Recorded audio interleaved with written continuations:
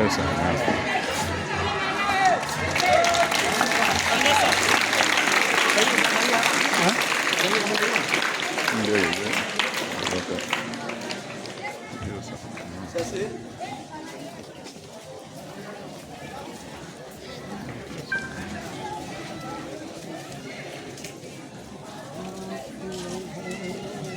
चलो तो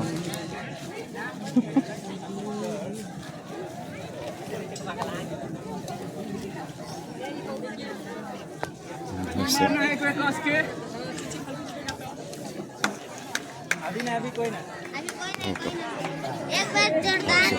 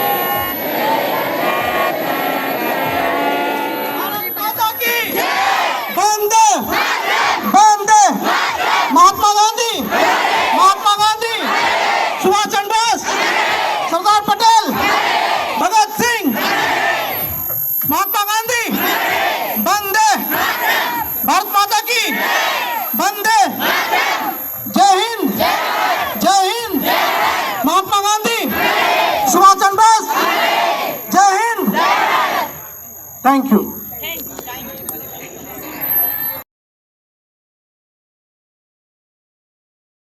आप ध्यानपूर्वक जोरदार तालियों के साथ स्वागत करते हुए गीत का आनंद लें।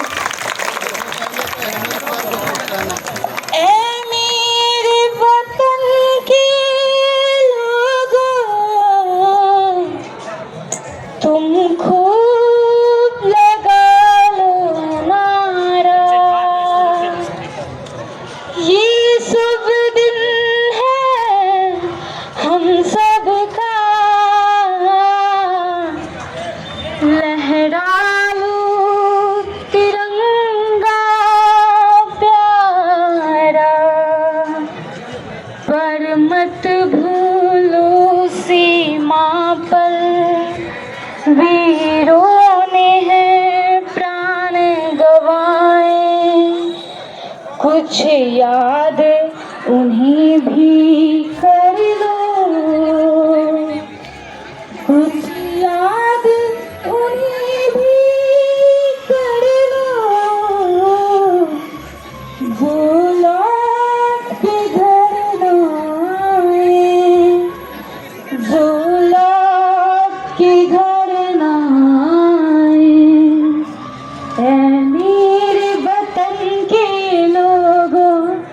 जरा आँख में भर लो पानी, जो शहीद हुए हैं उनकी जरा याद करो कुर्बानी।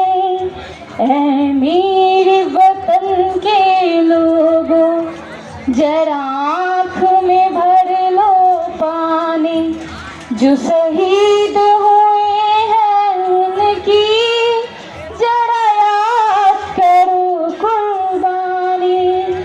तुम भूल न जाओ उनको, इसलिए सुनो ये कहानी, जो शहीद हुए हैं उनकी जरा याद करो कुर्बानी। जब घायल हुआ हिमालय, खतरे में पड़ी आजादी, जब तक थी सांस लड़े वो, जब तक थी सांस लड़े वो, फिर अपनी लाश बिछा दी। संगीन पे धर कर माथा, सो गए अमर बलिदानी, जो शहीद हुए हैं उनकी जरा याद करो कुर्बानी। जब देश में थी दिवाली, वो खेल रहे थे होली, जब हम बैठे थे घरों में, वो झेल रहे थे गोली। थे धन्य जवान वो अपने, थी धन्य वो उनकी जवानी, जो शहीद हुए हैं उनकी जरा याद करो कुर्बानी। Our ancestors led by the great leaders like Mahatma Gandhi, Jawaharlal Nehru, Subhash Chandra Bose and many others fought tirelessly for our independence. Finally, on 15th August 1947, we won our freedom and became a sovereign nation. Independence Day is not just a holiday, it is a day of pride for every Indian. It reminds us the sacrifices made by our freedom fighters. They endured hardships, faced struggles and even gave up their lives so that we could live in free and independent country. As we celebrate this day, let us remember the values of unity, diversity and patriotism that our nation stands for. We should always strive to uphold these values and contribute to our society and our country. On this occasion, let us also express our gratitude to our armed forces and all the people who work tirelessly and Continue. बोलो. and all the people who work tirelessly to keep up our country safe and progressive. As young students, we have responsibility to learn from our history, cherish our freedom and work towards a bright future for India. Let us pledge to be responsible citizens, respect our diversity and contribute to the progress and development of our nation. Jai Hind. Happy Independence Day to all of you. Thank you.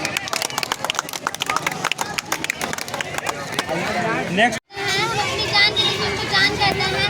मोहब्बत की इसी मिट्टी को हिंदुस्तान कहते हैं। मोहब्बत की इसी मिट्टी को हिंदुस्तान कहते हैं।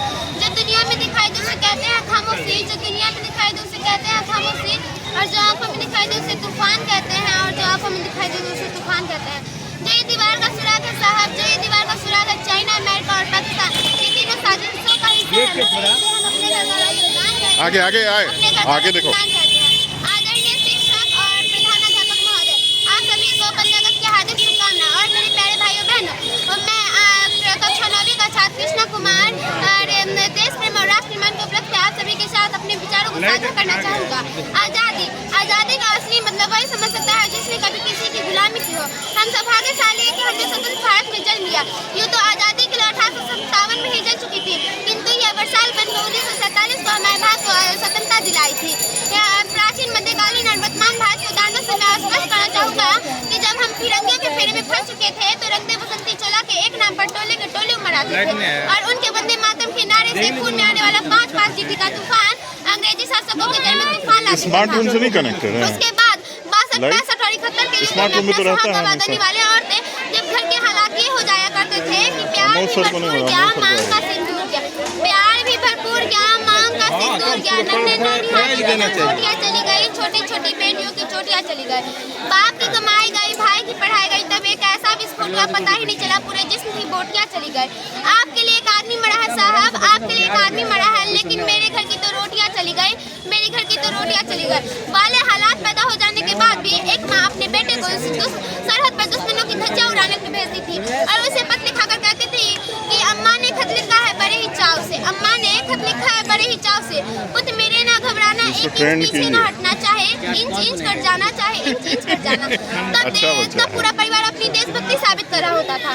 तब देश बलिदान मांगता था, तब देश लड़ जाने को कहता था, तब देश मर जाने मिट जाने फांसी पर चढ़ जाने को कहता था। किंतु अब देश बलिदान नहीं मांगता है, अब देश लड़ जाने को नहीं कहता, अब देश मर जाने मिट जाने तो फांसी पर चढ़ जाने को नहीं कहता है। बल्कि मेरे विचारों में अगर कोई व्यक्ति अपना पूरा काम, पूरी मेहनत, पूरी ईमानदारी और पूरी लगन से करे ना, तो वही सच्चा देशभक्ति है। मैं नहीं मानता कि व्हाट्सएप और फेसबुक के डीपी को 3 रंग में रखना ही सच्ची देशभक्ति है। यदि आप कहेंगे कि हर साल में 2 बार हाथ में तिरंगा ले लिया यह मेरी सच्ची देशभक्ति है, तो मैं पूछना चाहूंगा कि फुटपाथ पर रहने वाला वह बच्चा ट्रैफिक की छाव में नंगे पांव में तिरंगा बेच रहा होता है, तो क्या आप उसकी ये सच्ची देशभक्ति कहेंगे? नहीं, यह उसकी सच्ची देशभक्ति नहीं, उसके पेट की भूख की शक्ति है जो उसे ऐसा करने पर मजबूर करती है। नसी वालों को जानते हैं न मस्जिद को जानते हैं, नसी वालों को जानते हैं न मस्जिद को जानते हैं। जो पेट के भूखे होते हैं ना, वो सिर्फ भोजन के निवालों को जानते हैं, वो सिर्फ भोजन के निवालों को जानते हैं। अपने देश, अपने समाज, अपने राष्ट्र के प्रति समर्पण का भाव है देशभक्ति। और हर देशद्रोही के जीवन में आने वाला तूफान है देशभक्ति, ताकि हर देशद्रोही समझ सके कि अगर तू परिंदा है तो ये आसमान तेरा है, अगर तू परिंदा है तो ये आसमान तेरा है, अगर तू दरिंदा है तो ये शमशान तेरा है। भाईचारे से रहना है तो रह जमीन पर, वरना ये कब्र और यही कब्रिस्तान तेरा है, और यही कब्रिस्तान तेरा है। जय हिंद, जय Bharat. Very good, very good.